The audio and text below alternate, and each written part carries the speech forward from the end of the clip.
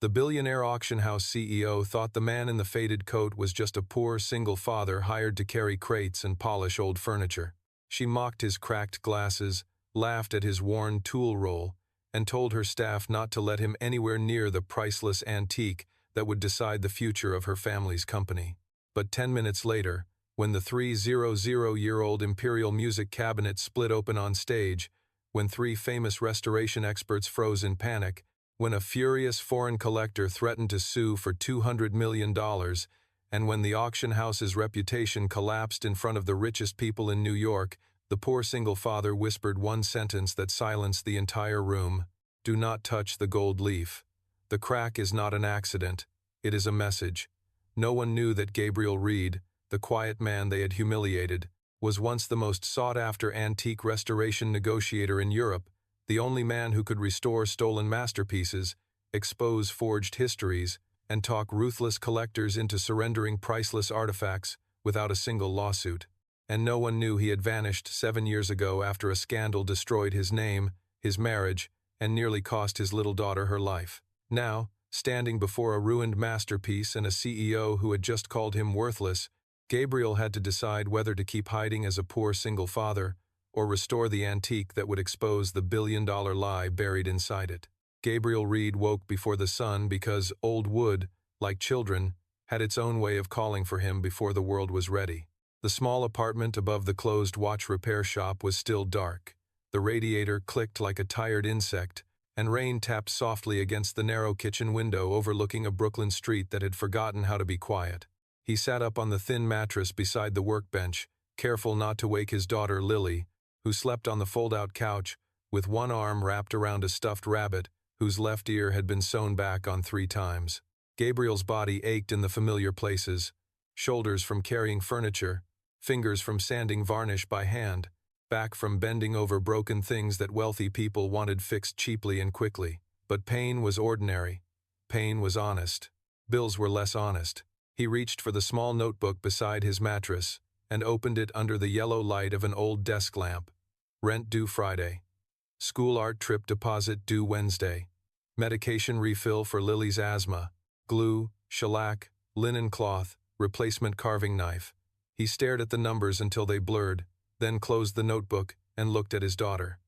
Lily was 8 years old, small for her age, with soft brown curls across her forehead and the stubborn sleeping frown of a child who had inherited too much seriousness from a father who tried to hide his fear under quiet routines. On the floor beside the couch, her school shoes were lined up neatly, one lace frayed.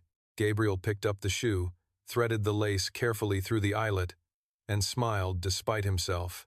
Lily could forget homework, forget lunch, forget that cereal did not become dinner just because she liked it, but she never forgot to place her shoes exactly where he would see them.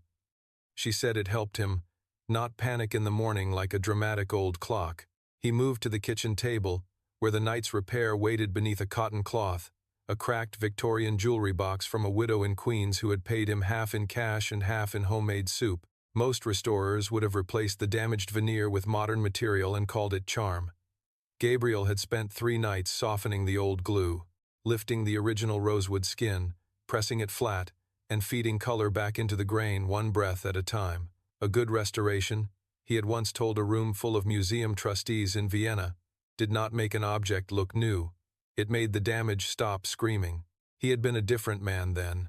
Elias Mercer, master conservator, cultural recovery negotiator, the man auction houses called when a stolen cabinet appeared in a private estate, when a duke's heirs fought over provenance, when a billionaire collector refused to return a sacred object unless someone found a way for him to surrender without humiliation.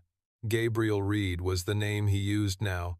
Gabriel Reed fixed chairs, clocks, drawers, boxes, picture frames, and rich people's memories for just enough money to keep Lily safe. Elias Mercer had died in a newspaper headline 7 years ago, accused of helping launder a stolen Renaissance chest through a private sale in Geneva. The accusation had not been true. That did not matter. Truth without custody was just an antique left in the rain. He was applying the last layer of wax to the jewelry box when Lily stirred. "Dad?" Her voice was small and scratchy. "I'm here. Did the box survive surgery?" Gabriel looked at the rosewood surface glowing softly under the lamp. The patient complained. But yes. Lily sat up, rubbing one eye. Old things complain because they know they're special. That is one theory. It is my theory. So, it is probably right. He smiled and crossed the room to pull her blanket around her shoulders. Breakfast first. Genius. She glanced at the notebook on the table. Gabriel turned it over too late. Lily saw enough. Her face became serious, the way it always did when money entered the room without being invited. Is the art trip too expensive? Gabriel crouched before her. No, that was your too fast no. It was an efficient no. Dad. He sighed. I am working at a big auction house today. One-day job. They need extra hands before a major sale. After that, the art trip is handled. Lily studied him. Will they let you fix something fancy? They will let me carry something fancy. That is rude. You are better at fixing than carrying. Carrying pays faster, she frowned. Do they know you're good? Gabriel's hand paused on the blanket. People do not need to know everything. Lily tilted her head. That sounds like when you say a drawer is only stuck, but actually there is a secret compartment. He laughed softly, though the sound hurt. Eat breakfast.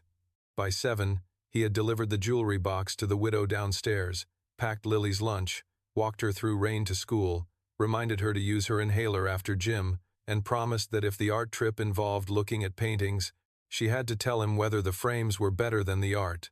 Lily hugged him at the school gate, then pulled back and looked up. Dad? Yes? If the auction people are mean, don't do the quiet, sad face. Gabriel raised an eyebrow. I have a quiet, sad face? You have 3. One for bills, one for people who talk down to you, and one for when someone says old furniture is just old furniture. That last one is justified. Still. She squeezed his hand. Do the quiet, strong face instead. He touched her hair. I will try. He watched her disappear through the school doors, small purple backpack bouncing between taller children, then turned toward Manhattan with his tool roll under his arm and a warning in his chest he could not name. Blackwell and Vale Auction House occupied a limestone building on Madison Avenue, where money seemed to enter quietly and leave with applause. Its front doors were polished brass, its lobby smelled of lilies and leather, and its walls were hung with portraits of dead men who had probably overpaid for everything except forgiveness. Gabriel arrived through the service entrance with the other temporary workers, signed his name as Gabriel Reed, and accepted a visitor badge from a young coordinator who did not look up from her tablet. The back corridors were already humming. Crates lined the walls. Assistants in black suits moved like anxious birds. Security guards checked seals. White-gloved handlers whispered around objects covered in fabric. Tonight's private preview, Gabriel had read on the work order, would feature the Marcelline Cabinet, an 18th-century imperial music cabinet believed to have belonged to Empress Marcelline of Austria, made of ebony, tortoiseshell, gilt bronze, miniature enamel panels, secret drawers, and a hidden mechanical orchestra that had not played properly in 80 years. Estimated value, $40 to $60 million. Cultural significance, priceless. Legal status, disputed. Gabriel had nearly refused the job when he saw the name. The Marcelline Cabinet was not simply an antique. It was a battlefield disguised as furniture. 3 nations had claimed it. 2 families had fought over it. 1 collector had hidden it for decades.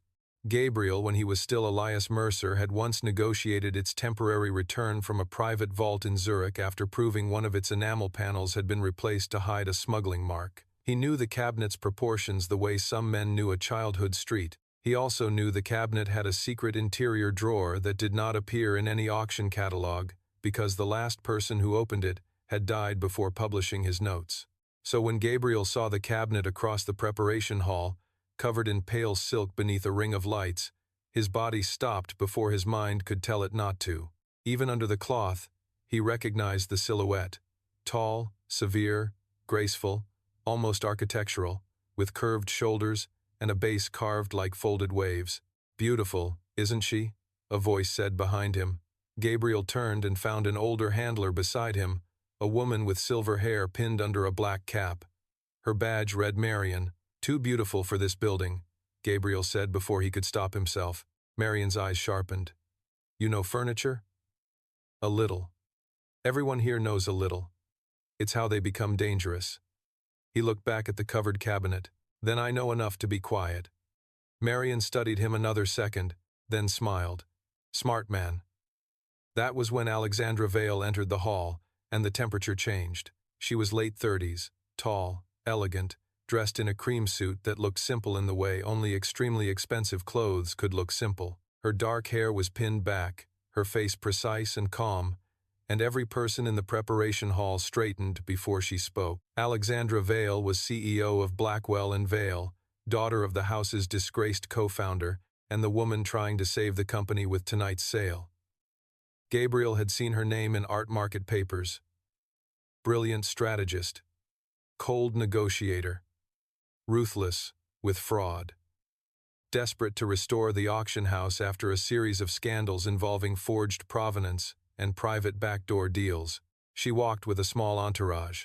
Malcolm Pierce, the house's head of acquisitions, smooth and silver-eyed, a legal counsel, 2 restoration consultants flown in from London, and a security director who seemed angry at the air. Where is the condition report? Alexandra asked. Malcolm handed her a folder. Final review is clean. The Marcelline Cabinet is stable for preview and sale. One of the consultants nodded. Surface cracks are age, consistent. Mechanism remains dormant, but that was disclosed. Gabriel looked up sharply. Surface cracks age, consistent? On the Marcelline Cabinet? The cloth hid the front, but he could see a faint pressure line under the silk near the right lower door, a tiny distortion in the way fabric fell over the gilt mount. Not age. Stress. Recent. Someone had moved the cabinet wrong, or opened something they should not have touched. He stepped forward half a pace before remembering who he was supposed to be. A temp worker, a crate lifter, a poor father who needed the day's pay. Alexandra noticed him instantly. Can I help you? The room turned. Gabriel lowered his eyes slightly, not in submission, but in discipline. The cabinet may need to rest longer before the preview lights stay on it. Malcolm's brows lifted. Excuse me? Gabriel kept his voice calm. The right lower door is carrying tension. The silk is catching on the mount differently. Heat from the lights may worsen it. One restoration consultant laughed under his breath. Alexandra looked from Gabriel's worn coat to his tool roll. And you are? Gabriel Reed. Temporary handling support. Temporary handling support. She repeated the words slowly, and several assistants looked away in embarrassment. Mr. Reed, this cabinet has been examined by 3 internationally recognized experts, insured by one of the most selective firms in the world, and reviewed under museum-grade conditions. I appreciate your enthusiasm, but please do not diagnose imperial furniture through a dust cover. The words were polite enough to be printed and sharp enough to draw blood. Gabriel felt Lily's morning warning press against his ribs. Do the quiet, strong face. Of course, he said. I only meant... Malcolm stepped in with a smile that did not reach his eyes. He meant well. Temporary staff sometimes become excited around masterpieces. Alexandra did not smile. Then temporary staff should remember masterpieces survive longer when excitement stays outside the rope line. A few people laughed. Not loudly. Enough. Gabriel nodded once and stepped back. His ears burned, but his face remained still. He had been called worse by men with better art collections. What hurt was not the insult. It was seeing the cabinet under those lights, and knowing no one in authority was listening to the object itself. Marion, the older handler, moved beside him and whispered, Quiet, strong face, huh? Gabriel looked at her. She smiled faintly. I have grandchildren. I recognize the look of a man obeying a child. Before he could answer, the security director approached with a tablet. Miss Vale, Mr. Laurent has arrived. The room tightened again. Armand Laurent, billionaire collector, lender of the Marcelline Cabinet, and the man whose family claimed it had been stolen twice, sold 3 times, and cursed every owner who lied about it. He entered like a man accustomed to rooms apologizing in advance. White hair, dark coat, diamond pin, face carved from suspicion. Alexandra greeted him with controlled warmth. Mr. Laurent, Miss Vale. His eyes went immediately to the covered cabinet. Is she ready? For the preview, yes. And for the sale? Alexandra held his gaze. If your family signs the final release, yes, Laurent smiled coldly. If the cabinet sings tonight, I sign. If it remains silent, I withdraw. Malcolm's face flickered. Alexandra's did not. The mechanism has not played in decades. The sale agreement does not require musical function. Laurent leaned close enough that only those near him heard, but Gabriel was near enough. My grandfather said the cabinet plays only when all of its lies are closed. I want to hear whether your house has closed them. Gabriel felt the old warning in his chest become louder. All of its lies are closed. That was not collector superstition. That was a reference to the internal locking sequence. The Marcelline Cabinet's music mechanism was not merely decorative. It was tied to its hidden drawers. If one secret compartment remained open, even by a millimeter, the mechanical orchestra would not play. Someone had opened one. Or tried to. He looked at the right lower door again. There. A shadow under the mount. Wrong by the width of a fingernail. The kind of wrong that ruined fortunes. The kind of wrong that did not happen by accident. Alexandra turned to the room. Prepare for demonstration. The consultants moved into position. A handler pulled back the silk. Even after 7 years of hiding, Gabriel forgot to breathe. The Marcelline cabinet stood beneath the lights like a dark jewel, ebony polished deep as midnight, gilt bronze vines curling across the doors, enamel panels glowing in miniature blues and reds, tiny painted scenes of musicians, diplomats, and masked figures arranged around a central medallion of an imperial crest. But Gabriel saw beneath beauty immediately. The right lower gilt mount had lifted slightly. A hairline crack ran from the hinge toward a panel painted with a woman holding a sealed letter, and near the base, just below the wave carving, a fleck of old gold leaf had fallen onto the platform. Fresh break, fresh betrayal. Stop, Gabriel said. The word left him before caution could catch it. The consultant nearest the cabinet turned angrily. Alexandra's eyes cut to him. Mr. Reed, Gabriel did not move forward. Please do not wind the mechanism. Malcolm laughed, sharper now. This is absurd. Laurent looked at Gabriel for the first time. Why? Gabriel looked only at the cabinet. Because if the right lower door is under tension and the internal lock is half engaged, winding the mechanism may tear the transfer comb and split the soundboard. One of the consultants stiffened despite himself. Alexandra noticed. Is that possible? The consultant recovered quickly. In theory, with certain old cabinets, but there is no evidence. Malcolm snapped. Enough. We are not delaying $100 million preview because a temp worker knows dramatic vocabulary. Gabriel finally looked at him. The gold leaf on the platform is fresh. The room went still. Alexandra glanced down. A tiny flake glinted under the lights. Malcolm's jaw tightened. Laurent stepped closer. Fresh, Gabriel said. Yes. Alexandra looked at the consultants. Explain. The first consultant crouched, saw the fleck, and went pale. It may have dislodged in transport, Gabriel said. Not from transport, from pressure inside the right lower mount. Malcolm turned on him. You are not authorized to evaluate this object. No. Gabriel's voice remained quiet. But the object is evaluating the room. Laurent smiled faintly, but there was no humor in it. Let him speak. Alexandra's face hardened. She hated losing control in front of Laurent, hated needing anything from the man she had dismissed, and hated most of all that the room had felt his competence before she could deny it. Mr. Reed, she said, each syllable controlled. You have 1 minute to explain what you think you see. Gabriel stepped closer, stopping at the rope line. The Marcelline cabinet uses a concealed sequential lock tied to the music mechanism. If one interior drawer is not fully seated, the cabinet will not play. If someone forces the winding key while a drawer is misaligned, the pressure moves through the right lower door. That mount lifts first. Then the internal comb snaps. Then the soundboard cracks. The surface crack near the enamel panel is not age. It is a warning. Laurent stared at the cabinet with sudden intensity. Who opened the drawer? No one answered. Malcolm's expression smoothed too quickly. Alexandra saw that too. Mr. Pierce? Malcolm spread his hands. No one has opened anything beyond approved inspection panels. Gabriel noticed Marion watching Malcolm now. Her kind eyes gone sharp. The security director, checked his tablet. No unauthorized access logged. Gabriel almost smiled. Logs. In houses like this, logs only proved what the house wished to remember. Laurent's voice dropped. If this cabinet has been tampered with, the sale is void. Alexandra turned toward him. We do not know that it has been tampered with. Then wind it, Gabriel said. Do not. Malcolm snapped. Or perhaps Mr. Reed would like to tell us he can restore imperial automata as well as carry crates. The insult landed publicly, but Gabriel no longer cared. He was listening to the cabinet, and the cabinet was screaming. Alexandra looked at Gabriel, then at the crowd beginning to gather beyond the preparation hall glass. Preview guests were arriving early. Collectors, trustees, press, lawyers, rivals, the kind of witnesses who turned uncertainty into blood.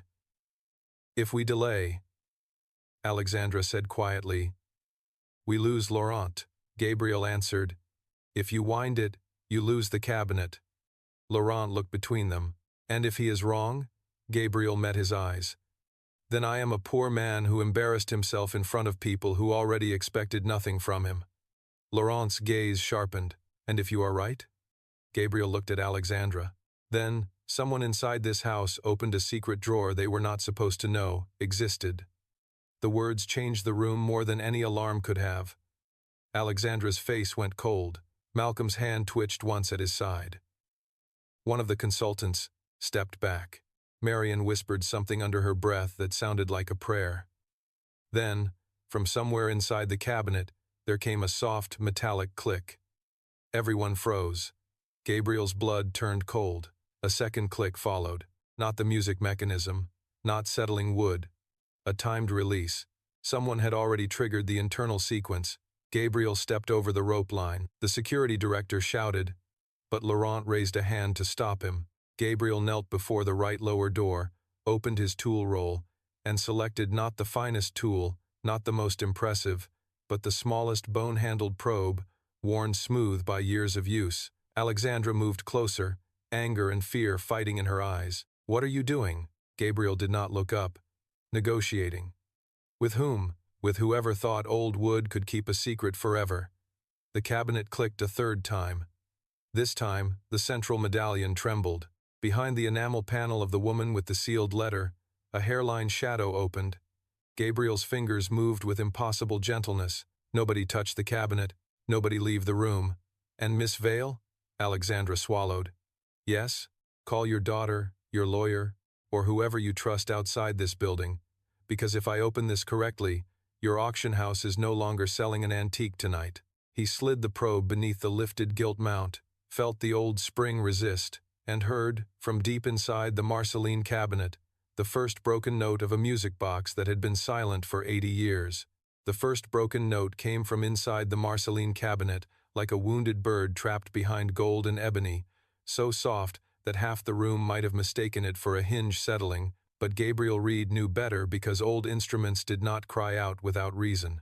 His fingers froze above the lifted gilt mount, the bone-handled probe balanced between pressure and disaster, and every person in the preparation hall seemed to hold their breath at once. Alexandra Vale in her cream suit with control cracking at the edges of her eyes, Armand Laurent with his diamond pin catching the preview lights like a frozen tear, Malcolm Pierce standing too still for an innocent man, the two London restoration consultants, looking suddenly much less famous, Marion with one hand pressed to her chest, and a dozen assistants who had arrived expecting a glamorous auction preview, and instead found themselves watching a poor temporary worker kneel before a $40 million antique as if he were the only man in the building the cabinet trusted. Nobody move, Gabriel said, and this time no one laughed. The cabinet clicked again, not loudly, not dramatically, but with the precise finality of a lock, admitting that someone had forced it to remember. Gabriel leaned closer. The smell of old shellac, dust, warmed metal, and centuries of guarded air rose from the seam. The right lower mount had lifted less than 2 millimeters, but 2 millimeters on an imperial automaton was not small. 2 millimeters could snap a spring. 2 millimeters could shatter enamel. 2 millimeters could turn a masterpiece into a lawsuit, a scandal, and a funeral for Alexandra Vale's auction house. Mr. Reed, Alexandra said, her voice controlled but lower now. "Can you stop it?" Gabriel did not answer immediately. A bad restorer answered to reassure the room. A good one listened until the object gave permission. He slid the probe beneath the gilt vine, eased pressure from the spring catch, and placed his left hand flat against the cabinet's ebony door, not pushing, only feeling. The vibration moved through the wood like a pulse. One internal drawer was misaligned. Another was trying to close on its own. The music mechanism had been half-wound, then interrupted, then hidden under preview lighting. Whoever had done it had known enough to open the cabinet and not enough to survive what they opened. "It is not asking to be stopped," Gabriel said softly. "It is asking not to be forced." Malcolm scoffed, too quickly. "Furniture does not ask anything." Gabriel looked up at him for the first time, and the room saw the change. The poor man in the faded coat was still there, but behind his tired eyes, something older had stepped forward, authority without title, command without volume. "Then you have never worked with anything that outlived your arrogance." Marion made a small sound that might have been approval. Alexandra's gaze sharpened. Gabriel returned to the cabinet. "I need the lights lowered by half. No one touches the winding key. Remove the crowd from the glass. Lock the preparation hall. Miss Vale, if Mr. Laurent leaves, the cabinet loses spice blinds. If he spies a spile of the sale. If too close, his anger becomes another tool in someone else's hand. You need him inside the room, calm, witnessed, and unable to accuse you of hiding procedure." Alexandra absorbed this, and despite everything, a flicker of professional instinct moved across her face. "Marion, lower the lights. Security, seal the prep hall. Counsel, stay visible. Mr. Laurent, please remain where you can see the cabinet and the process." Laurent's cold eyes remained fixed on Gabriel. "Why should I listen to a crate handler?" Gabriel did not look away from the seam, "because the crate handler is the only person who has not lied to you in the last 5 minutes. A sharp silence cut across the room. Alexandra turned toward Malcolm. Malcolm smiled thinly. "This is becoming theatrical." Laurent stepped closer to the rope line but did not cross it. "Let him work." The lights dimmed. The cabinet's surface changed under softer illumination. Where harsh preview lighting had flattened the ebony into expensive shine, the lower glow revealed the truth. A faint bruise in the varnish near the right hinge, a speck of displaced red bowl beneath the gold leaf, a hairline along the enamel border shaped like an old river on a map. Gabriel took a breath and selected a second tool, a narrow lifting knife with a handle he had made himself from walnut and brass. Malcolm noticed it. "That is not museum-approved equipment." Gabriel slid the knife into the seam with unbearable patience. "Neither was the person who opened this drawer." Alexandra's jaw tightened. "You are certain someone opened it?" "Yes." "Recently?" "Within 48 hours. Possibly less." Laurent's face darkened. "Who had access?" The security director answered stiffly. "Only authorized staff, restoration consultants, acquisitions, security, and the lender's representative." Gabriel asked, "Who signed the internal compartment waiver?" The security director frowned. "There was no internal compartment waiver." Gabriel felt the room understand 1 second after he did. Alexandra's eyes moved to Malcolm. "The cabinet has no declared internal compartment beyond the visible mechanism," Gabriel said. "It has at least 3. One known to old inventory records, one known to anyone who has studied the Marcelline maker's private work, and one that should not be known unless someone read the Vienna note." Laurent's head snapped toward him. "What Vienna note?" Gabriel cursed himself silently. Too much. Old knowledge had stepped through the mask. Alexandra heard it too. "Mr. Reed," she said, "how do you know about a Vienna note?" Gabriel kept his hand steady. "Because the cabinet is from Vienna." "That is not an answer." "No, it is the only one you can afford while the spring is still alive." The cabinet clicked again, sharper this time, and Alexandra swallowed the next question. Gabriel bent closer, heart slowing, hearing Lily's voice in his head. "Old things complain because they know they're special." "All right," he whispered, not to the room but to the cabinet. "I hear you." He lifted the gilt vine by the width of a hair, used the probe to ease the catch, and pressed gently beneath the enamel panel of the woman with the sealed letter. For a moment, Nothing happened. Then the panel shifted inward, almost invisible unless one knew where to look.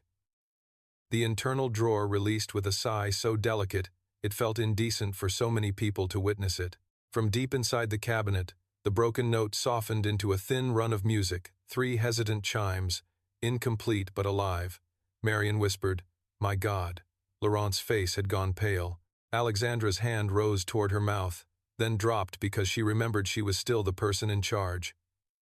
Malcolm took one step back. Gabriel saw it. "No one leaves," he said. Alexandra turned sharply. "Security." The guards moved to the doors. Malcolm's smile vanished. "This is absurd. Am I being detained because a day laborer has a flair for antique ghost stories?" Gabriel did not stand. "You are being kept in the room because the drawer was opened by someone who knew the cabinet's hidden sequence and then tried to hide damage under preview lighting. You have no proof I did anything. I did not say you did. You looked at me." "Yes." Alexandra cut between them. "Enough. Mr. Reed, what is inside?" Gabriel reached for a pair of cotton gloves from his tool roll. The consultants flinched, insulted by how naturally he prepared for a procedure they had missed. He drew the internal drawer out only halfway. Inside lay not jewels, not gold, not some romantic imperial treasure, but a narrow packet wrapped in darkened silk and sealed with a strip of old wax impressed by a crest nearly worn away. Beneath it was a brass cylinder the length of a finger, and under that, tucked so tightly into the velvet channel that Gabriel had to tilt his head to see it, a thin ivory tag marked with faded ink. Laurent inhaled sharply. That crest. Alexandra leaned closer but did not touch. "You recognize it?" Laurent's voice dropped. "My grandmother wore that crest on her signet."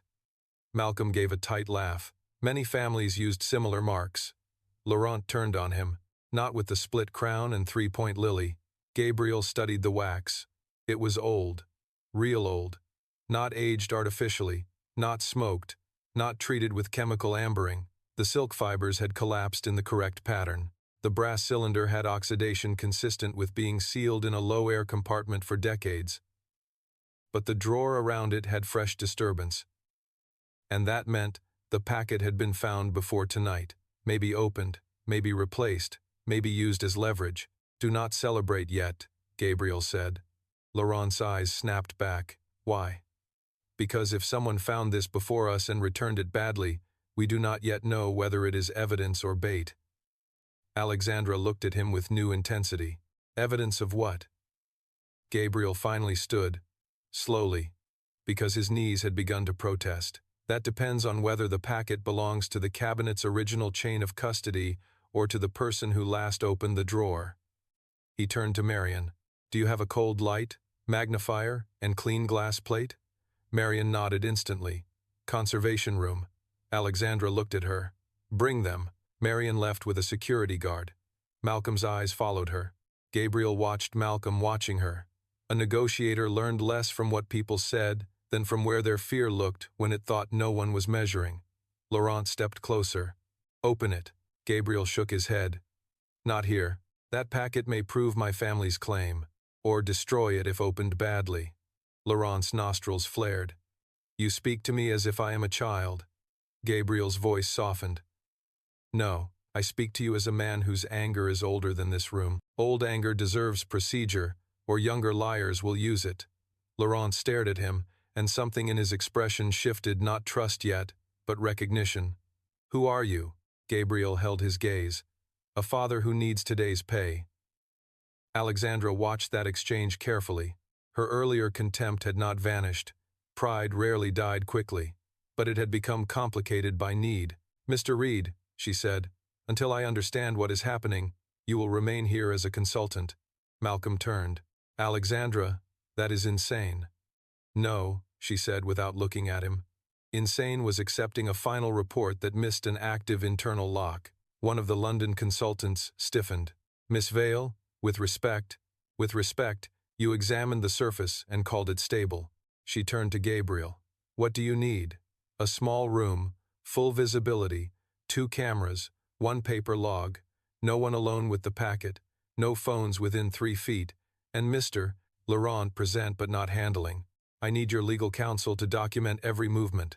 I need security to pull access records for the last 72 hours, including physical keys, cleaning staff, photography crews, insurance observers, and acquisitions. Alexandra nodded. Done. And I need Mr. Pierce kept in the room. Malcolm's face reddened. You are overstepping, Gabriel said. Yes.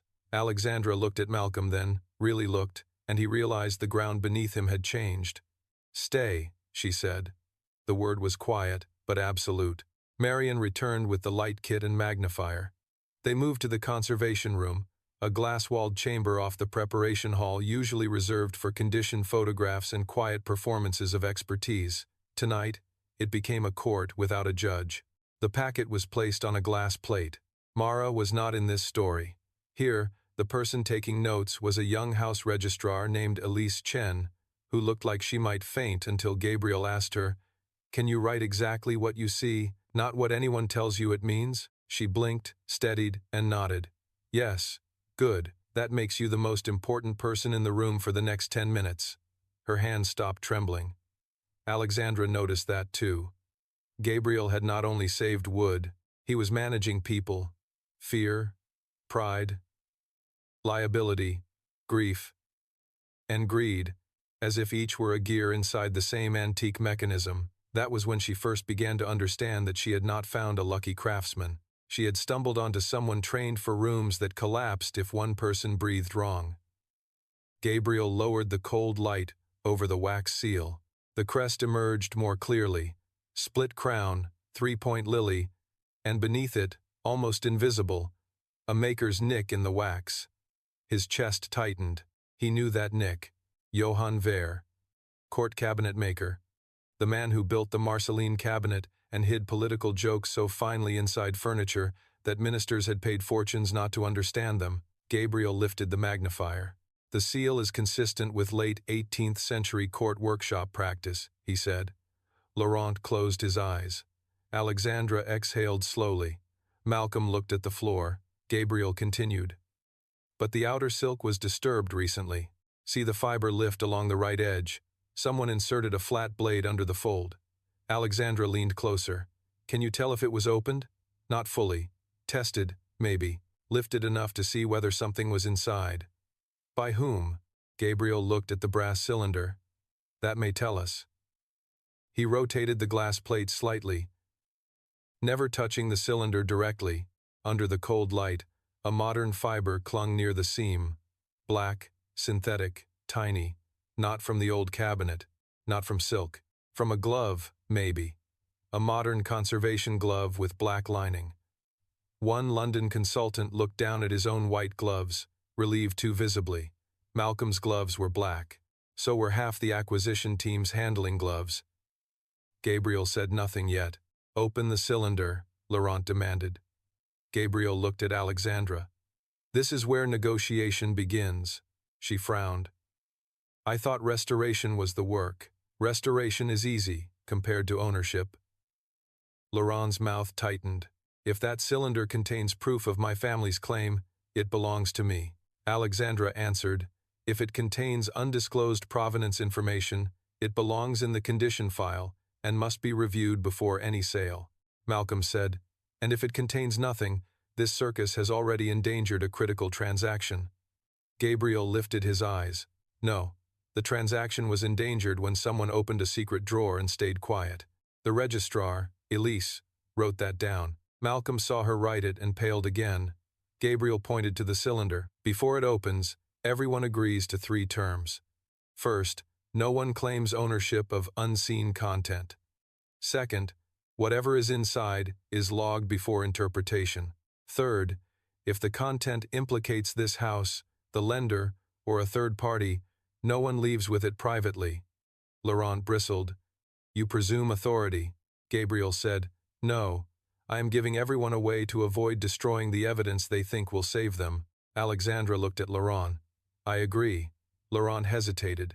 His pride fought his intelligence. Intelligence won. I agree. Malcolm's voice was tight. This is unnecessary. Alexandra turned. Agree. Malcolm smiled thinly. Of course. Gabriel did not believe him. He opened the brass cylinder with tools so small the room seemed to lean in around his hands. Inside was a rolled strip of vellum, browned but intact. He slid it onto the glass plate and, under the cold light, unrolled it millimeter by millimeter. A line of old French handwriting appeared, then a diagram of the cabinet's internal compartments, then a phrase that made Laurent whisper a name Gabriel did not recognize. Alexandra's legal counsel swallowed audibly. Gabriel continued unrolling until the final section appeared. There, beneath the drawing, was a second hand, not 18th century, 20th century. A note added perhaps during wartime, perhaps during flight. The cabinet does not belong to the family that displays it, nor to the house that sells it, but to the person named in the letter hidden behind the third song. Gabriel stared at the sentence. Third song. The cabinet had played 3 broken notes, not a full melody. The letter remained hidden. The packet in silk was not the answer. It was an instruction. Laurent gripped the back of a chair. Third song, he whispered. My grandmother said there were 3 songs. Alexandra looked at Gabriel. What does that mean? Gabriel's mouth had gone dry. It means the cabinet has another compartment.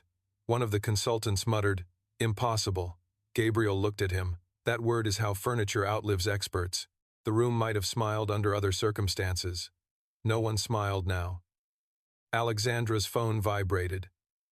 She glanced down, and her face changed. The preview guests are demanding access. Press is asking why the Marcelline demonstration is delayed. 2 clients are threatening to withdraw bids. Malcolm seized the opening. Then we stop this now. We secure the packet, tell Laurent there is a minor conservation concern, and proceed privately after the preview. Laurent exploded. Absolutely not. Alexandra looked at Gabriel. Can the cabinet be stabilized enough to move into the preview room? Yes. Malcolm's relief was immediate. Gabriel continued. But it cannot be sold. The relief vanished. Alexandra's eyes hardened. You cannot decide that. No, but the cabinet already did, Malcolm snapped. You speak as if an antique has legal standing. Gabriel turned toward him. No, I speak as if evidence does. Alexandra's gaze moved from Gabriel to the vellum to Laurent to Malcolm, and Gabriel could see the negotiation inside her. Save the sale, save the house, save the truth, save her father's reputation, save herself from becoming one more auction executive who looked away because wealthy people hated delay. Finally, she said, the sale is suspended pending review. Malcolm stepped toward her. Alexandra, if you do that, we may not survive the quarter. Her voice cut like glass. If we sell a tampered imperial cabinet with hidden provenance evidence inside, we deserve not to. The room changed again. Alexandra Vale, who had mocked a poor single father an hour earlier, had just chosen evidence over the transaction. Gabriel respected the choice before he wanted to. Laurent's anger softened by a fraction. Then find the third song. Gabriel looked at the cabinet through the glass wall. It stood under lowered lights, silent now, waiting. Not tonight. Laurent stiffened. Why not? Because someone already disturbed the mechanism. Forcing the third song without mapping the tension could destroy the letter. Alexandra asked, how long? With proper conditions, 12 hours. Malcolm laughed sharply. Convenient. Gabriel ignored him. Without proper conditions, 1 bad turn of the key. Laurent said, then we wait 12 hours. Malcolm's phone buzzed. He looked down before he could stop himself. Gabriel saw the flash of fear. Mr. Pierce, he said. Malcolm looked up slowly. Yes? Who is waiting for you to say whether the letter was found? The room went still. Malcolm smiled. No one. Gabriel tilted his head. That was your too fast no. The phrase came from Lily, and using it here almost broke his heart. Alexandra noticed. Security, she said. Mr. Pierce's phone. Malcolm stepped back. You have no authority to seize my property. Alexandra's legal counsel said, we have authority to secure internal devices under active provenance breach investigation. Malcolm looked toward Laurent. This is a performance. She is trying to redirect blame before her sale collapses. Laurent's eyes were cold. Then hand over the phone and let the performance embarrass her. Malcolm's mask slipped, only for a second. Enough. He placed the phone on the table. Security bagged it. Gabriel looked through the glass at the Marcelline Cabinet. The enamel woman with the sealed letter seemed to watch him from across the hall, patient and accusing. Then his own phone vibrated. He almost ignored it, but no one had that number except Lily's school, the widow downstairs, and 2 clients who paid late but called early. He looked. Unknown number. A photo appeared. Lily sitting at her school art table that morning, head bent over a drawing, unaware she had been photographed through a classroom window. Beneath it, one message: Elias Mercer should have stayed dead. Gabriel's blood turned to ice. For a moment, the room around him blurred the cabinet. Alexandra, Laurent, Malcolm, the vellum, the lights, all of it fading behind the single image of his daughter. Alexandra saw his face change. "Mr. Reed?" He locked the phone. Too late. Malcolm had seen enough to smile. Not fully. Just the corner of his mouth. Gabriel understood then. The Marcelline Cabinet was not merely damaged. It was bait.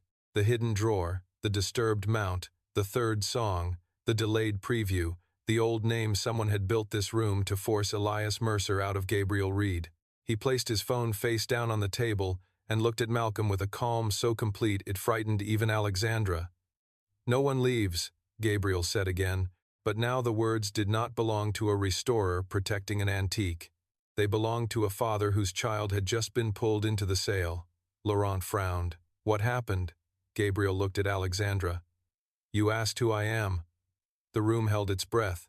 He did not say Elias Mercer. Not yet.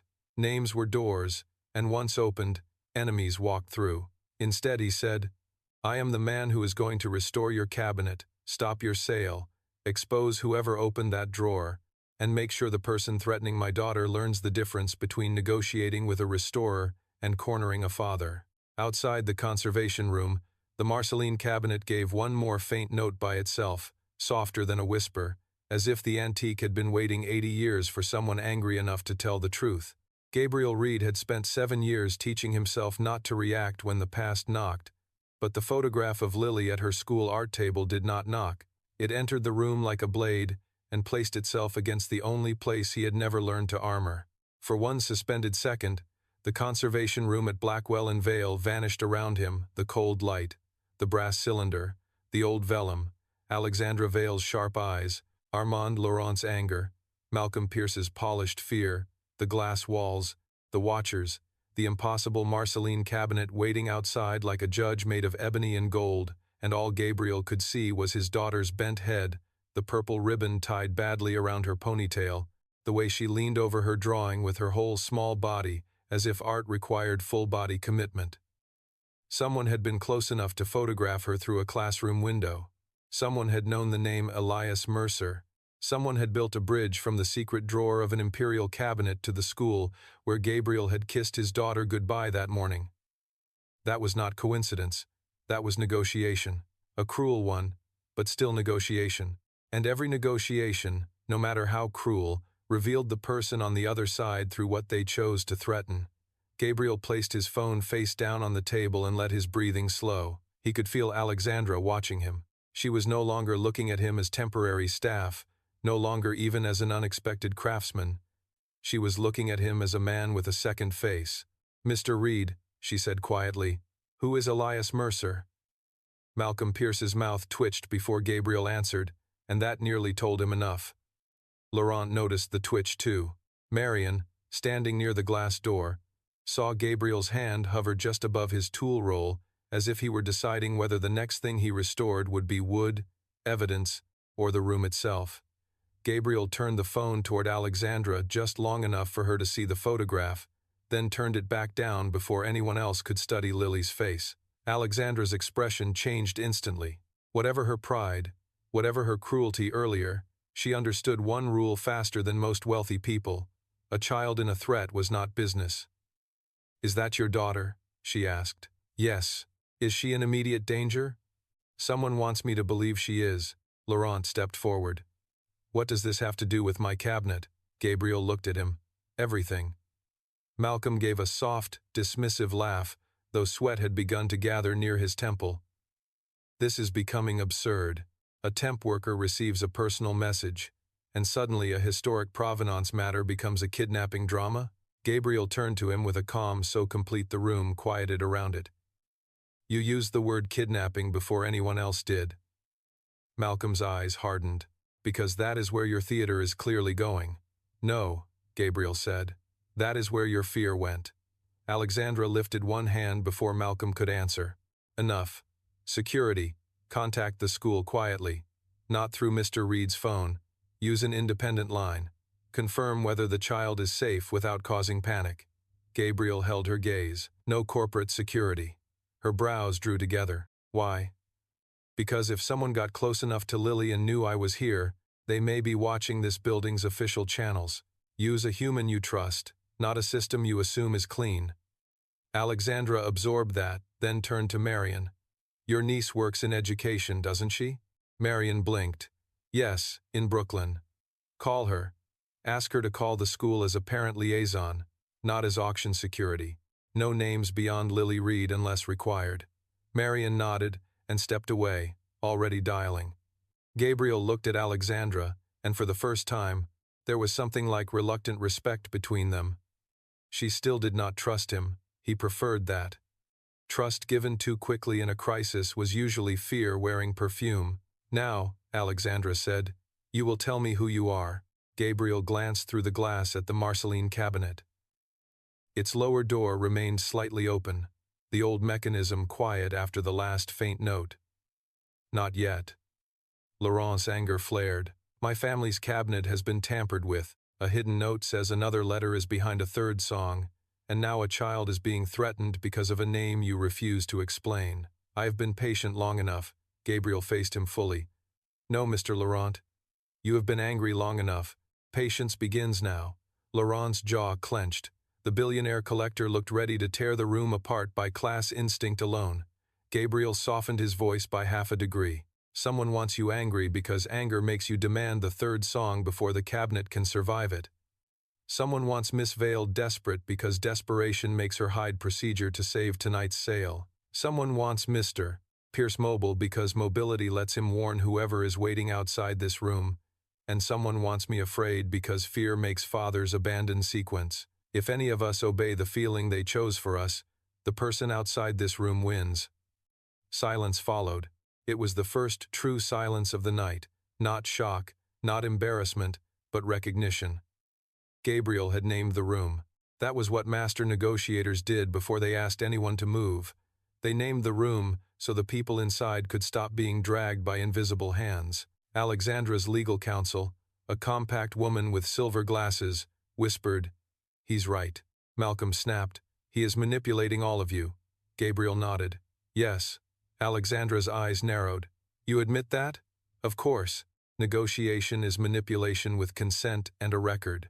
What your enemy is doing is manipulation without either. Laurent stared at him. You were not a restorer. Gabriel's face did not change. I was many things.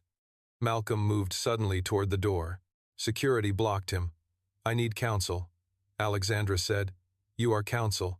Adjacent enough to know you are not leaving with an active device involved in a provenance breach. You have no proof of a breach. Gabriel pointed to the vellum under glass. There is the first proof. He pointed toward the cabinet. There is the second. Then he pointed toward his phone. There is the third. Malcolm's eyes flickered again. Alexandra saw it. Bag his phone separately, she ordered security. Malcolm stepped back. Do not touch me. Laurent's voice cut in, cold as old silver. If you are innocent, Mr. Pierce, stop behaving like a man waiting for a buyer to rescue him. Malcolm's face flushed. You pompous! The room's landline rang. Everyone froze. No one had used it since entering the conservation room. It sat on a side counter beside cotton swabs and archival folders, an old internal phone with a soft green light blinking under a number no outsider should have had. The ring came again. Marion looked up from her call across the hall. Alexandra stared at it. Gabriel did not move. The third ring sounded louder. Do not answer yet, he said. Alexandra whispered, Who can call this room? The security director checked his tablet. Internal lines only. Gabriel looked at Malcolm. Malcolm looked at the phone. Not afraid now. Expectant. Gabriel stepped toward the counter, but instead of picking up, he unplugged the handset cord from the receiver, took out a small notebook from his pocket, wrote the time, and nodded to Elias, the registrar. Record that the Conservation Room landline rang after external threat to Lily Reed and during active examination of the Marcelline Cabinet. Elias wrote quickly. The phone rang again, impossible without the handset properly seated, because the base remained connected. Alexandra stared. "What are you doing?" Gabriel said. "Making the caller hear procedure before they hear fear." He reconnected the handset, pressed speaker, and said nothing. Static breathed through the line. Then a voice filled the room, digitally softened but not disguised enough to hide age, education, and amusement. "Elias Mercer. You always did make rituals out of delay." Alexandra's eyes snapped to Gabriel. Laurent's face went pale. Malcolm closed his eyes for half a second, as if hearing the voice confirmed both hope and dread. Gabriel leaned one hand on the metal table. "You have the advantage of me. I do not know which ghost you are pretending to be." A low laugh came through, still refusing the first offer. "Good. I was worried fatherhood had made you dull." Gabriel's eyes sharpened. "You photographed my daughter." "No. I sent you a photograph of your daughter. Those are not the same act. You want me frightened. I want you attentive." Alexandra mouthed silently. "Who is it?" Gabriel shook his head once. "Not yet." He spoke to the line. "Then you have attention. State the object." The voice seemed pleased. "The Marcelline Cabinet will be open to the third song tonight, in the preview hall, before Mr. Laurent, Miss Vale, and the invited witnesses. The letter behind the third song will be read aloud. The sale will proceed afterward, under revised provenance authority." Laurent snapped, "Who is this?" The voice ignored him. Gabriel said, "Revised to whom?" "To the rightful chain." "That is not an answer. It is the only answer the cabinet requires." Gabriel looked at the vellum under glass. "The cabinet requires patience. The cabinet has waited 80 years. Your daughter has perhaps 20 minutes before school pickup becomes complicated." Alexandra's face hardened. "You threaten a child inside my building and expect my cooperation?" The voice shifted, amused. "Miss Vale, I expected your desperation. Cooperation would be a welcome upgrade." Alexandra stiffened. Gabriel lifted a hand again. "Do not take the bait. Terms," he said. "No police. No press delay beyond technical explanation. Mr. Pierce remains available to facilitate revised documentation. Elias Mercer restores the mechanism live. If he refuses, Lily Reed's location becomes less private. If Miss Vale cancels the preview, Blackwell and Vale receives proof that her father's house knowingly sold forged provenance in the Devereaux scandal. If Mr. Laurent withdraws the cabinet, his family's wartime acquisition record becomes public in a less flattering form. Everyone here has something to lose. That is why this will work." The room had gone bloodless. Alexandra's hand tightened around the edge of the table. Laurent looked as if an old family grave had opened beneath him. Gabriel watched Malcolm. The head of acquisitions did not look surprised by the Devereaux scandal. He looked annoyed it had been mentioned too early. "You want the letter," Gabriel said. "I want what the letter unlocks." "Which is?" "A name you buried with your own." Gabriel's pulse slowed further. This was not random blackmail, not a collector's stunt, not only Malcolm's greed. This was about Elias Mercer. "If you know my name, you know I do not open objects under threat." The voice softened. "You did in Geneva." Gabriel felt that sentence hit the room before anyone understood it. Geneva. The word belonged to the scandal that killed Elias Mercer, the stolen Renaissance chest, the forged chain of custody, the accusation that he had helped a private buyer launder an object through a restoration report. Gabriel remembered the hotel room, the police lights, the anonymous file, his wife Claire crying, Lily barely walking, his hands shaking not from guilt, but from the realization that someone had built a perfect lie around every honest thing he had touched. "Geneva was built to frame me," Gabriel said. "Yes," the voice replied. "And you survived by disappearing instead of proving it. Very practical, very paternal, very disappointing." Gabriel's jaw tightened. Alexandra looked at him differently now, because the ghost had become a person with headlines attached. Laurent whispered, Elias Mercer. Gabriel did not turn. The caller continued. Open the third song, Elias. The cabinet knows who betrayed you. The line went dead. For several seconds, no one moved. Then the conservation room exploded into overlapping voices. Laurent demanded to know the caller's identity. Alexandra demanded security trace the line. Malcolm demanded counsel again. The consultants protested their lack of involvement. Elise asked whether she should record the caller's exact words. Marion rushed back in, eyes wide, phone in hand. Lily is safe, she said loudly, and Gabriel's whole body nearly folded around the relief. Marion continued. My niece reached the school office. Lily is in class. They moved her away from the window.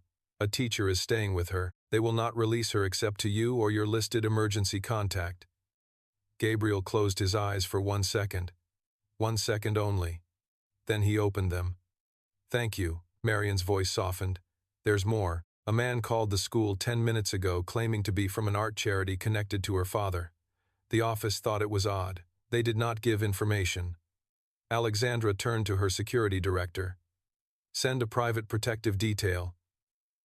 Gabriel said, No, send Marion's niece to stay visible near the school and call the local precinct through a parent safety concern, not through this house. If Blackwell and Vale sends men in suits, the caller gets proof we panicked. Alexandra looked like she wanted to argue, then did not. Do it his way. Marion nodded and left again. Gabriel turned to Elise. Write that Lily is confirmed safe at current time. Elise wrote. It mattered. In a room full of secrets, the safety of a child needed a timestamp. Alexandra faced Gabriel. You are Elias Mercer. I was. The Elias Mercer accused in the Geneva Chest scandal. Yes. Malcolm laughed under his breath. And suddenly everyone trusts him with the Marcelline Cabinet? Gabriel turned to him. No one should trust me. Trust the evidence. Laurent's eyes burned. Did you launder the Geneva chest? No. Can you prove it? Not yet. The answer surprised Laurent. Alexandra looked at him carefully. Not yet? Gabriel looked at the Marcelline Cabinet through the glass. The caller thinks the third song leads to something connected to Geneva, or wants me to think that. Either way, the threat to Lily and the disturbance to the cabinet have the same goal: force me to open the hidden compartment under public pressure. Alexandra folded her arms. Then we do not open it. Gabriel shook his head.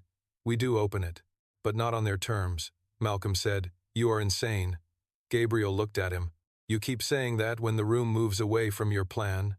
Alexandra stepped closer. What is your plan? Gabriel began walking through the conservation room as he spoke, not pacing nervously, but arranging the room into sequence. We announce a technical delay for the preview, not cancellation. Delay. We keep Laurent present as lender witness. We keep Malcolm under internal device hold. We secure the cabinet in the preparation hall, but move the active conservation examination into full view of invited witnesses through the glass, not on stage. That denies the caller spectacle without hiding procedure. We do not open the third song until Lily is protected, access logs are copied, Malcolm's communications are preserved, and the cabinet is stabilized. We ask the caller for proof they know what is behind the third song. They will refuse. Then we offer a controlled opening with legal witness and no sale tonight. If they care about truth, they accept. If they care about ownership manipulation, they escalate. Escalation reveals motive. Alexandra listened, her earlier contempt now buried under attention. And if they release Devereaux evidence, then you decide whether saving your house means hiding another scandal. Her mouth tightened. You do not make easy offers. Easy offers are usually traps. Laurent said, And if they release my family's wartime record? Gabriel turned to him. Then you decide whether your family wants possession or truth. Laurent's face hardened. You ask rich people to behave like saints. No, Gabriel said. I ask them to behave like people whose grandchildren may one day read the records. That struck Laurent more deeply than flattery would have. Malcolm's phone, sealed now in an evidence bag, vibrated on the side counter. Everyone looked at it. Security checked the screen through the plastic. New message. Alexandra said, Show it. The security director held it up. The message preview was short. Is he opening it? Malcolm closed his eyes. Alexandra's face went icy. Who sent that? The director read the contact name. No name. Just a black dot symbol. Gabriel stared at the symbol and felt the past rearrange itself. The black dot had appeared once before, years ago, on the unsigned provenance packet that framed him in Geneva. He had thought it was a printer error, a speck, a flaw. Now it looked like a signature. Do not answer, Gabriel said. Alexandra asked. You recognize it? I recognize what it costs. Laurent moved toward Malcolm, fury rising. You were reporting to them. Malcolm lifted his chin. I was protecting the sale. Alexandra's voice was low. By communicating with someone threatening a child? I did not know they would involve his child. Gabriel watched him.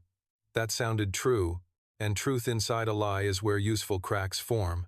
But you knew they wanted the drawer opened. Malcolm looked away. Gabriel stepped closer. Who are they? Malcolm smiled bitterly. If I knew that, do you think I would be standing here letting you all circle me? Alexandra said. You expect us to believe you conspired with an unknown party? Malcolm turned on her. You expect me to believe you built this house clean? Your father sold silence better than furniture. Mine only bought it badly. Alexandra froze. Gabriel saw the hit land. Father. There it was again. Inheritance, reputation, sins disguised as structure. What did they offer you? Gabriel asked. Malcolm's eyes flicked to him. A way to save the house, Alexandra whispered. What? Malcolm laughed without humor. You really don't know, do you? Blackwell and Vale is drowning. The credit line is uglier than you think. The Marcelline sale does not save us unless the release is clean, the bidding war is aggressive, and Laurent signs without dragging 3 governments into arbitration. Someone contacted me 2 weeks ago with documentation about a hidden compartment and said if we guided the discovery properly, the provenance conflict could be resolved in favor of a private settlement before sale. Everyone would win. Laurent would get his recognition. The buyer would get clean title. The house would survive. Alexandra's face was white with fury. And your fee? Malcolm said nothing. Laurent surged forward, but security blocked him. Gabriel stayed focused. Who was the buyer? Malcolm hesitated.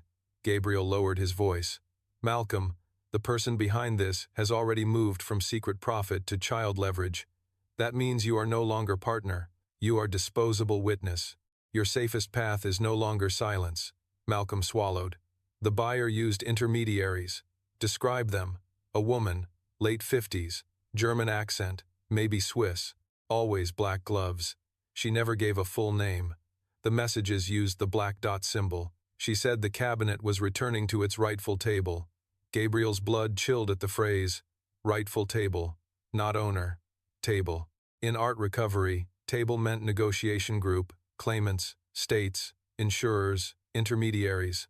In criminal art laundering, table meant conspirators dividing history before the public knew it had been stolen again. Alexandra said, a name, Malcolm. She called herself Madame Vere. Laurent inhaled. Gabriel turned sharply to the vellum. Johann Vere, the cabinet maker. Madame Vere, a chosen name, theatrical and precise. The caller's voice had not been female, but that meant little. Tables used many hands. Marion returned once more. School safety confirmed. Local precinct sending a community officer. My niece is going there herself. Gabriel nodded. Relief held tight. Alexandra looked at Gabriel.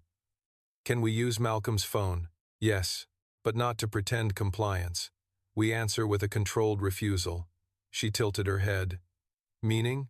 Gabriel dictated slowly while Elise wrote a paper copy first. The cabinet is stable but not opened. Child safety threat acknowledged and preserved. Sale suspended pending legal witness. Third song available only under full provenance custody. Provide proof of rightful claim or lose negotiation position. Malcolm stared. They will punish you for that. Gabriel looked at him.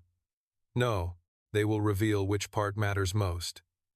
Alexandra sent the message from Malcolm's bagged phone under camera view. The reply came within 20 seconds. You will open it before the public or the child becomes part of the provenance. Laurent looked sick. Alexandra whispered, "Monster." Gabriel shook his head, "Impatient monster." The landline rang again. This time Gabriel answered immediately on speaker. "You heard the terms," he said. The voice returned, colder now. "You are out of practice, Elias." "No, I am out of patience." "Open the third song in public." "No." Then Lily Mercer becomes a headline. Gabriel's voice did not move. "Her name is Lily Reed. You do not get to rename my child for your archive." Alexandra looked at him with something close to awe. The caller paused. That pause mattered. Gabriel pressed into it. "You want spectacle because spectacle creates custody before law can. You want Laurent angry, Alexandra desperate, Malcolm compromised, and me exposed. You are not trying to recover the cabinet. You are trying to control the first story told about what is inside it." The voice replied, "The first story is the only one people remember." "Wrong. The first story is the one liars worship because they fear records." "And you have records, Elias?" "I have a room full of witnesses, a preserved drawer, a live provenance log, a confirmed threat to a child, Malcolm's device, and a cabinet that refuses to play for thieves." The voice cooled. "Careful, you are beginning to sound like yourself again." "That is your problem, not mine." Another pause. Then the voice said, "Ask Laurent what his grandmother stole in 1946. Laurent's face changed. The line went dead again. Everyone turned toward him. Laurent looked older suddenly. Alexandra said, "Mr. Laurent?" He gripped the chair so tightly his knuckles whitened. "My grandmother stole nothing." Gabriel watched him. "That was your too fast no." Laurent glared, but the anger was frightened now. "You do not know my family." "No," Gabriel said, "but someone does, and they know exactly which wound makes you move." Laurent looked away, jaw trembling. "After the war, my grandmother recovered objects from abandoned estates. Some were ours. Some she believed had been taken from families who would never return. She said the Marcelline Cabinet came to her as protection, not theft." Alexandra's legal counsel whispered, "Protection from whom?" Laurent did not answer. Gabriel looked at the vellum. "The cabinet does not belong to the family that displays it, nor to the house that sells it, but to the person named in the letter hidden behind the third song. The letter may name someone your grandmother erased," Gabriel said. Laurent closed his eyes. "Or someone she saved." "Yes," Alexandra said. "Then we need the third song."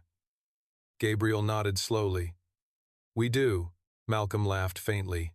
"After all that, you agree?" Gabriel looked through the glass at the cabinet. "We open it because the truth is inside, not because the threat demanded it. Difference matters." Alexandra stepped beside him. "How long to stabilize?" Gabriel studied the cabinet's lifted mount, the pressure line, the hidden drawer now half-seated, the brittle truth waiting behind a mechanism designed by a dead genius. "Less than 12 hours if I risk more than I should." "How much less?" 3, Laurent said. "Then take 3. Gabriel shook his head. "Not here." Alexandra frowned. "Where?" "A room with humidity control, low vibration, no public view, and one entrance."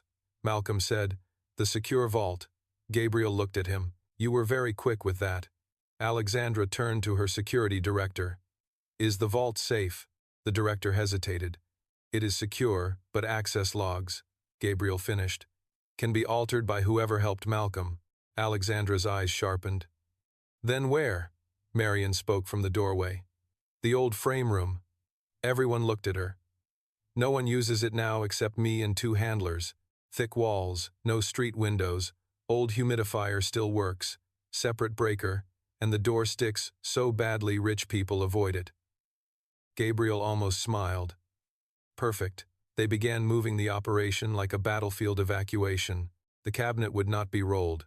Gabriel refused the modern lift because its vibration could finish what the tampering began. Instead, under his direction, 6 handlers created a slow cradle transfer using padded supports, linen straps, and a rolling platform old enough to be trusted because it moved badly but honestly. Alexandra watched him command the room without ever raising his voice. He assigned Laurent a place to stand where he could see but not interfere. He told Elise what to log. He told security which doors to seal, and which to leave visibly open as decoys.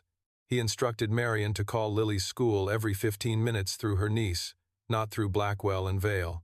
He told Alexandra to inform guests of a technical preservation delay and say nothing about hidden compartments, children, or Geneva. When Malcolm muttered that no one would accept that, Gabriel turned and said, "The truth does not need them comfortable yet." Alexandra used that exact sentence in the statement. Gabriel heard it echo through the building speakers in her voice, clean and controlled, and for the first time that day, he wondered if Alexandra Vale might survive the truth after all. As they reached the old frame room, the Marcelline Cabinet gave another faint note. Not broken this time. Waiting.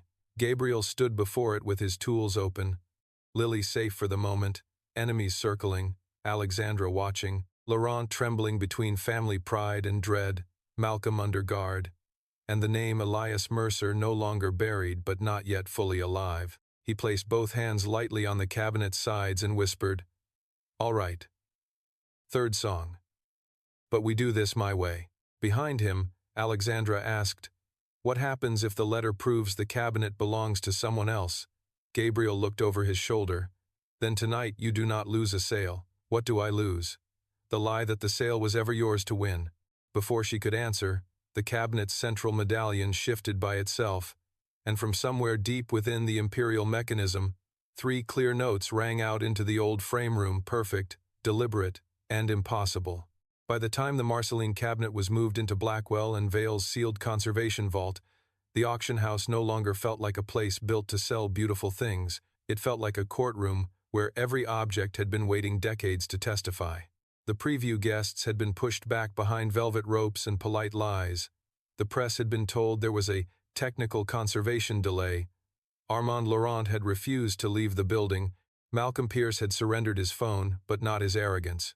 Alexandra Vale had locked down the acquisitions floor, and Gabriel Reed, who had spent 7 years teaching himself to look like a poor repairman nobody needed to remember, stood beneath museum-grade lights with the name Elias Mercer burning through the room like a brand. He had not said the name aloud. He had not needed to. Malcolm's smile when the threatening photo of Lily appeared on Gabriel's phone had said enough. Alexandra had seen it, Laurent had sensed it, and Marion, the old handler who understood more than she pretended, had quietly stepped between Gabriel and the hallway, as if a 60-year-old woman with a utility knife and a badge could stop the kind of people who threaten children through classroom windows. Gabriel's first instinct had been to run to Lily. Every father's body understands distance as danger when his child is named by an enemy. But the negotiator inside him, the man he hated, the man who had once talked governments, museums, smugglers, heirs, and criminals through the surrender of priceless things, understood something colder. The threat was designed to pull him away from the cabinet before the third song could be found. If he ran blind, he would give the blackmailer 2 hostages instead of 1.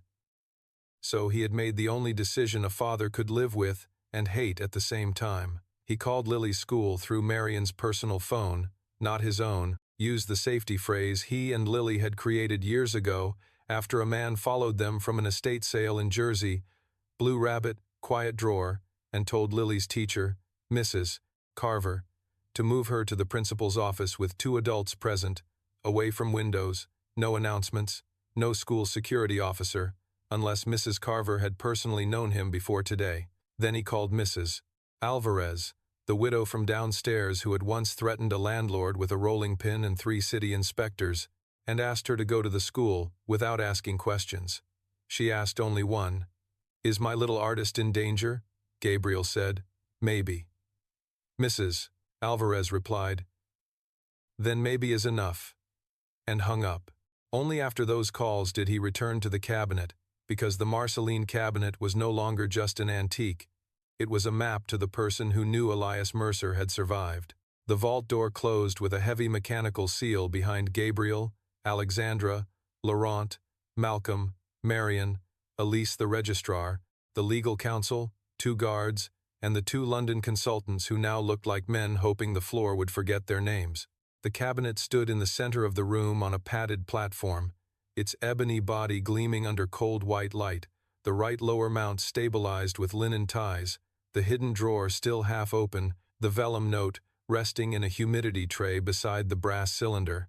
12 hours, Alexandra said quietly, looking at the cabinet, then at Gabriel. You said it would take 12 hours to find the third song safely. Gabriel did not look up from the magnifier. I said 12 hours with proper conditions.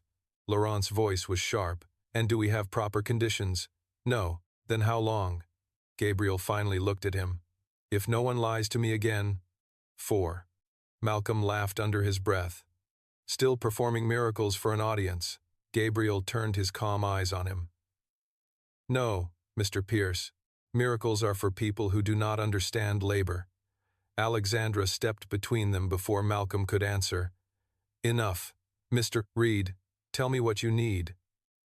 The shift in her voice was not apology yet, but it was no longer contempt. It was the voice of a woman who knew she had misjudged a man and did not have the luxury of making her pride comfortable. Gabriel respected that more than an apology. I need the cabinet's complete handling history from the moment it entered your custody. I need every restoration photograph taken before tonight. I need the acquisition memo Malcolm prepared. I need the insurer's condition file. I need the names of anyone who knew Laurent required the cabinet to play before final release. And I need Mr. Pierce to answer one question without consulting counsel. Malcolm smiled. Absolutely not. Alexandra looked at him. Answer. His smile thinned. This is a private company, Alexandra, not an interrogation chamber. Laurent said, my family's cabinet has been tampered with. It is whatever chamber I say it is until my lawyers arrive. Gabriel said, who told you about the third song? Malcolm's expression remained smooth, but his left hand tightened near his cuff. No one. Then why did you not ask what it was? Malcolm's eyes hardened. Gabriel continued. When the vellum mentioned the letter hidden behind the third song, Alexandra asked what it meant. Laurent reacted because it confirmed family lore. The consultants dismissed it. You did nothing. Not surprise, not curiosity, not fear. You were waiting to see whether I already understood it. Alexandra turned slowly toward Malcolm. Is that true? This is absurd. Gabriel stepped closer to the cabinet, not Malcolm. Old mechanisms are honest in a way people are not. They repeat what was done to them. Someone opened the first drawer and disturbed the second lock. Someone found the vellum, read enough to know there was another letter, then put it back badly. But they could not open the third compartment because the cabinet would not play, so they needed a restorer who knew the sequence or a disaster on stage that destroyed the cabinet and buried the letter forever. Either outcome helped them. Laurent's face darkened. Helped whom? Gabriel looked at Malcolm. The person trying to sell a cabinet before its true owner is named. Malcolm's calm cracked. You are accusing me of fraud because you have a flair for melodrama and a hidden past of your own. There it was. The room heard it. Alexandra heard it most clearly. What hidden past? She asked. Malcolm froze for half a second. Gabriel did not. He knows the name Elias Mercer, Gabriel said. The two consultants looked up sharply. Laurent's eyes widened. Marion whispered, Oh hell. Alexandra turned to Gabriel. You are Elias Mercer? Gabriel kept his focus on the cabinet because if he looked at her too long, he might see the headline in her eyes before she did. I was. The Elias Mercer? Laurent asked. The conservator accused in the Geneva Rothmere Chest scandal? Malcolm seized the opening. Accused is generous. Disgraced is more accurate. Gabriel's voice remained even. Framed is most accurate. Alexandra stared at him, and he could feel her recalculating every moment since he walked in. The worn tool roll, the strange knowledge, the calm under pressure, the way he spoke to Laurent, the way he managed evidence before pride. Why hide here as temporary handling support? She asked. Gabriel looked at her then. Because my daughter eats better when powerful people forget my name. The room fell silent. It was Laurent who spoke next. If you are Elias Mercer, then you negotiated the temporary return of the Marcelline Cabinet from Zurich 12 years ago. Gabriel nodded. Yes, my grandmother wanted to meet you. She said you listened to the cabinet before listening to men. She was wiser than most rooms. Laurent looked at him with something close to sorrow. She died believing the third song would name the person robbed by our family. Malcolm snapped. That is not established. Laurent rounded on him. You will not speak of my grandmother as if she were a footnote in your commission. Alexandra's phone vibrated. She checked it and went pale. The board wants me upstairs. They know the sale is suspended. Gabriel said, Of course they do. They are threatening to remove my authority over the cabinet if the preview collapses. Malcolm's eyes shifted again. Too small for most people, not for Gabriel. They moved fast, Gabriel said. Alexandra looked at Malcolm. You told them. Malcolm spread his hands. I informed leadership that you were allowing an unidentified temp worker with a scandalous past to derail the most important sale in company history. Alexandra's jaw clenched. You told them before we finished securing evidence. I protected the house, Gabriel said. No, you protected timing. Malcolm turned on him. You do not understand what is at stake. Gabriel looked around the vault, the cabinet, the vellum, the hidden drawer, the CEO under attack, the lender furious, the registrar writing every word with shaking bravery, the old handler guarding the door, the consultants whose reputations were bleeding quietly and saw the shape of the negotiation. Not antique restoration. Authority restoration. Alexandra's board wanted the sale. Laurent wanted truth, but truth that returned honor to his family. Malcolm wanted the cabinet sold before the third song. The blackmailer wanted Gabriel exposed and pulled away from Lily. Alexandra wanted to save the house without becoming her father's shadow. And the cabinet wanted the third song played correctly. Gabriel turned to Alexandra. Do not go upstairs. If I do not, they remove me. If you do, Malcolm controls this room. Malcolm laughed. Paranoid. Gabriel ignored him. Call them here, on camera, with Laurent present. Make them say whether they want evidence preserved or sale continued. Do not let them hide behind urgency. Alexandra stared at him. You are negotiating my board now? No. I am negotiating the room that is trying to own your decision, Laurent said. Do it. Alexandra looked at her counsel. Set up the call. Full recording. Elise, continue logging. Elise nodded, more confident now. The legal counsel hesitated only a moment before opening a secure call on a rolling monitor. Within 2 minutes, Blackwell and Vale's emergency board appeared on screen. 3 older partners, 1 investor representative, and 1 woman Gabriel recognized from art market rumors as Helena Vale, Alexandra's aunt and the last surviving member of the founding family still willing to smile in public. Helena spoke first. Alexandra, what exactly is happening in my building? Alexandra's spine straightened. The Marcelline Cabinet has been tampered with. A hidden compartment was opened without proper disclosure. A provenance document was discovered. The sale is suspended pending evidence review. The investor representative leaned forward. Suspending tonight's sale could trigger lender withdrawal, reputational damage, and liquidity pressure. Gabriel almost smiled. The words changed, but powerful rooms all used the same grammar. Reputational damage, liquidity pressure, market confidence, phrases polished smooth enough to slide over harm. Laurent stepped into the camera frame. My cabinet has been mishandled. If your board attempts to force sale before review, I withdraw and file claim. That quieted them. Helena Vale's eyes moved to Gabriel. And who is this? Malcolm answered before Alexandra could. A temporary handler with a concealed identity and a history of involvement in one of the most notorious provenance scandals in Europe. Helena's eyes sharpened. Elias Mercer. Gabriel said nothing. Alexandra looked at the screen. He identified the tampering before our experts did. Or staged it, Malcolm said. Gabriel looked at him calmly.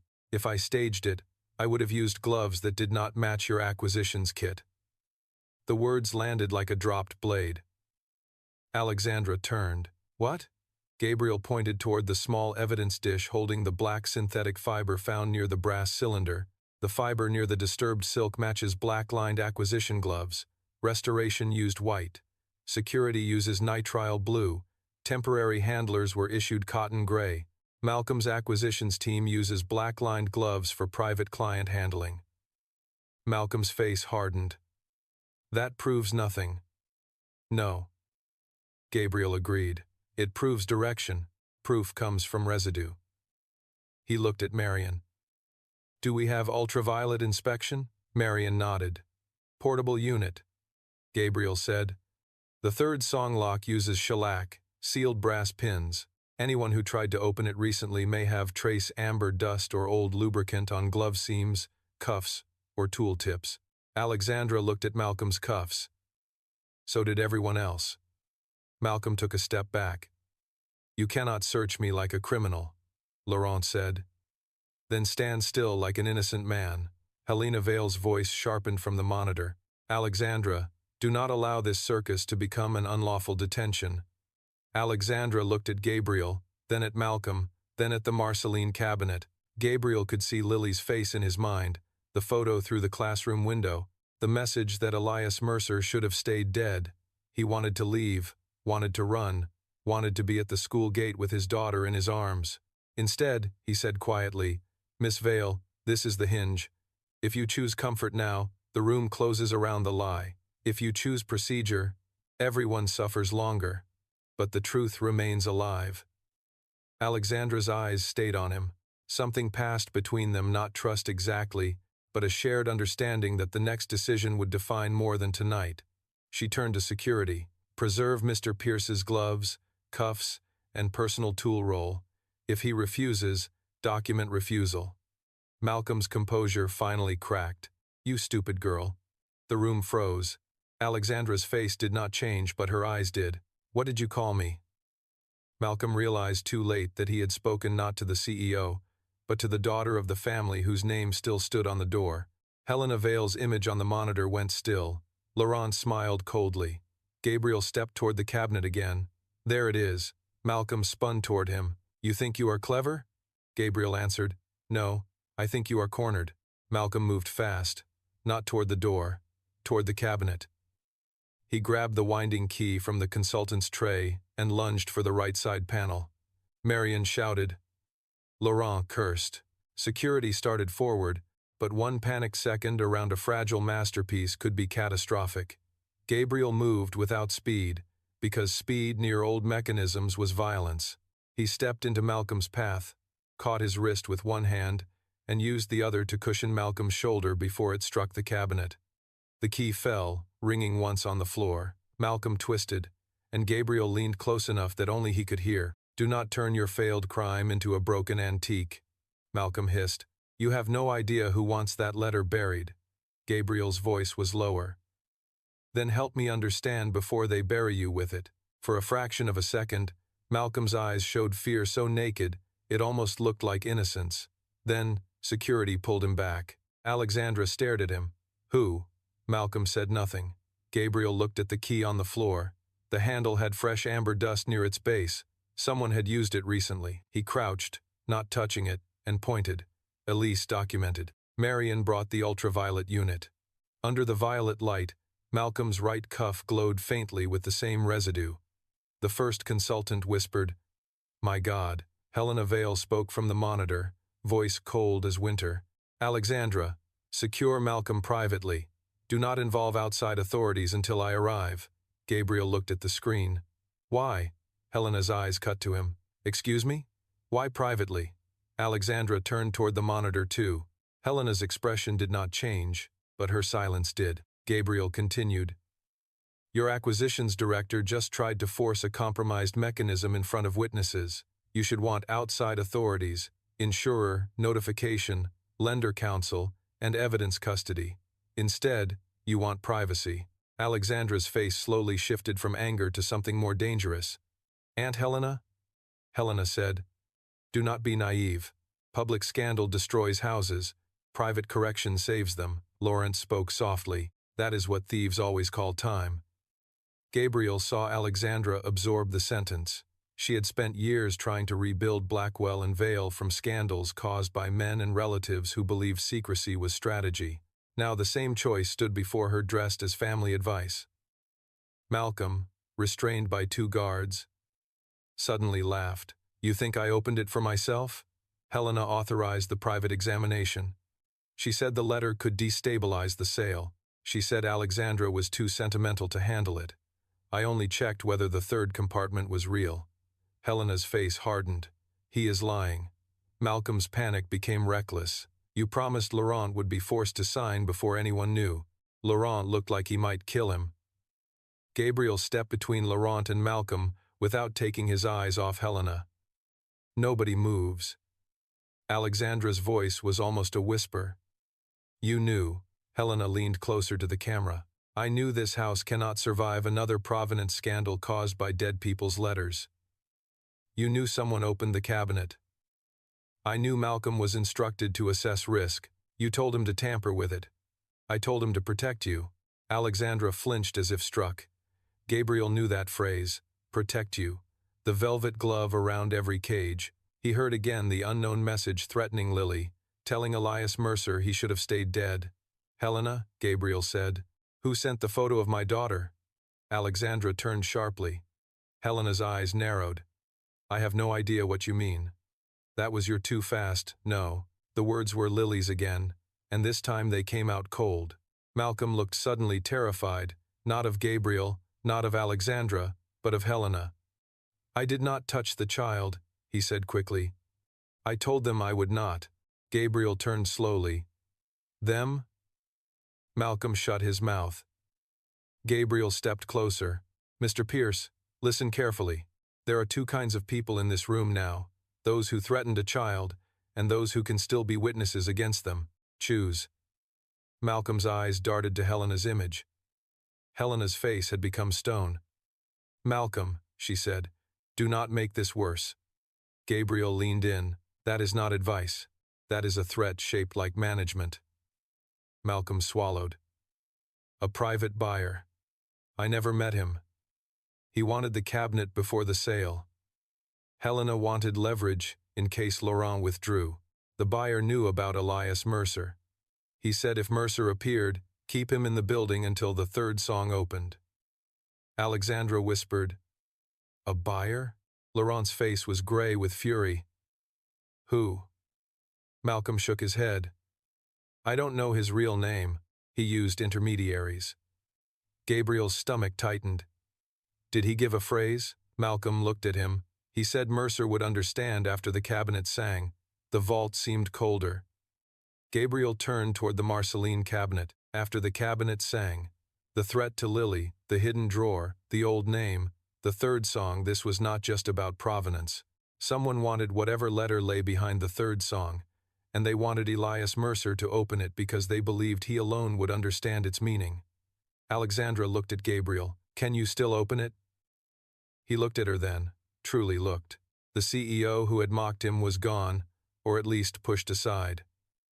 In her place stood a woman caught between family, ruin, and truth, and for the first time tonight she was not asking whether he was worthy to touch the cabinet.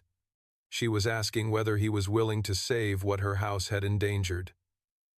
Gabriel's phone vibrated again. Everyone saw him look. Another unknown message. No photo this time. Just a line. 4 hours until the school day ends. Play the third song, Elias. Gabriel closed his eyes for one breath. Lily was safe for now, but the clock had entered the room. Alexandra saw the message reflected in his face. Your daughter? He nodded. Laurent, to his credit, did not speak. Helena tried to regain control. Alexandra, if you allow this man to continue under threat, any discovery is compromised. Alexandra looked at her aunt on the monitor. No, what compromised this room was your secrecy. You would destroy your family's house over a letter? Alexandra's voice steadied. No, I would destroy the lie that kept calling itself my family's house. She turned to security. Disconnect Helena from decision authority. Preserve the recording. Notify outside counsel, insurer, and cultural property authorities. Malcolm remains in custody. Mr. Laurent remains as lender witness. Elise continues the paper log. Marion assists Mr. Reed. And Gabriel, he looked at her. She corrected herself. Mr. Reed, Elias, whatever name you choose, can you open the third song without destroying the cabinet? Gabriel looked at the Marcelline Cabinet, at the enamel woman holding her sealed letter, at the lifted gold, the wounded spring, the hidden drawer, the centuries of silence turned into one dangerous evening. Then he thought of Lily at school, of her frayed shoelace, of her saying old things complain because they know they are special. Yes, he said, but I will not play it for the buyer. I will play it for the record. The cabinet gave a faint metallic tremor, as if somewhere deep inside its old wooden body, the third song had heard him.